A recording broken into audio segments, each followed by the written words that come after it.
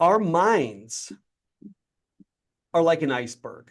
We're aware of the tip above the surface, but there's this huge mass under the surface that drives the way we think, the way we feel, and the way we behave that we don't even see or know that it's happening. We have this huge mass of unawareness in our mind that drives so much of what we do, and we don't see it. But what we do see is the surface, and then we create a logic that says, I'm right. Our logic says, I'm right. I have it dialed in. I've got it figured out. But we don't see that our mind is sneaky. Our mind is defending this self-concept and this identity we developed. So I see a lot of good entrepreneurs, for example, who are really good at doing things themselves. They have mom's voice in their head. If you want it done right, do it yourself, right? And so what do? They roll up their sleeves. They do it. They are good bootstrappers, like myself, and they have that hard fought. They're going to win at any cost. It's brilliant. However, when you really look at it, it's a deeper pattern that they created early on, that they kind of don't need help. Do it yourself, no matter, win at any cost. It's fantastic until now you're an entrepreneur and your business is successful. And now you're a founder and you have a business and you have a staff. But what happens? Instead of delegating effectively, you take everything on yourself and you start to get in and you work around and you go right to, and I worked with this consistently. I call it founder syndrome, right? So now we have these patterns as a founder that I know what it takes to be successful because here I am. And it's those same patterns. What do we say? What got you here won't get you there. And so now I'm rolling up my sleeves, working hard. It's like I'm on a ship and I'm down in the engine room and nobody's piloting the ship. Your role must change. You must shift, and to recognize that these patterns that you don't even see, that you're unaware of, are driving and dictating your behavior in a way that's undermining your success. So for me, it all comes back to understanding and looking at the results you're getting. Are you getting the results at the highest level?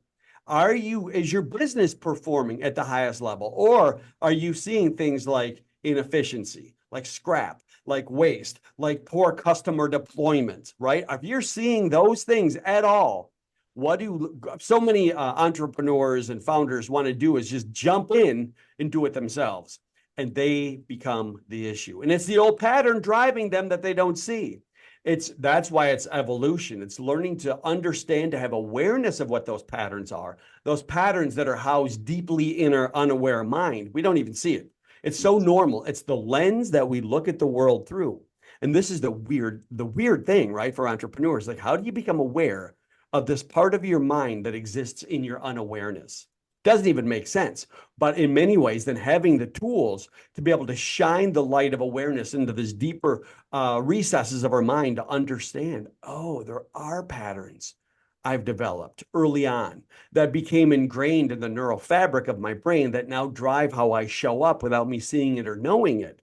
So the work is like turning your attention from the outer world and that mastery you've gained as an entrepreneur and learning to turn it inward, to become aware of these patterns of thinking, feeling, and behaving, and then to be able to make that shift. So for me, it's all about results. Are you getting the results you want in all areas of your life? If you're absolutely honest with yourself, do you have the life you want, the lifestyle you want, the relationships you want, the business you want, the wealth you want?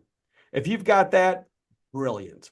Do nothing different. But if you're honest with yourself and you feel like sometimes you're beating your head against the wall about what others are doing, they're just doing what they're doing, and they're doing it in reaction in relation to you. You can't change others, but when you change yourself, others change. That is, for me, the powerful reality.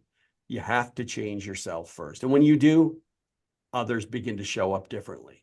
So no different than you're at home and you're with people and you change, but if you don't stay the course, you're going to go back, right? You're going to go back and do it the way you always did it. However, if you stay the course, what happens? The people that are closest around you, it's like a puzzle, and you change one piece of the puzzle, you're going to change back. If you don't stay the course, they're not going to change. They're not asking to change. There's a couple options. Either if you change, you go back to your old system, you're going to change back, or you're going to find a new puzzle, or eventually the other pieces will shift. And that's the key. Stay the course. The other pieces, if you change, eventually they will change. Your staff who runs your company will change when you change. When you get out of the weeds, when you start to pilot the ship, when you stay the course with your parents, they will change.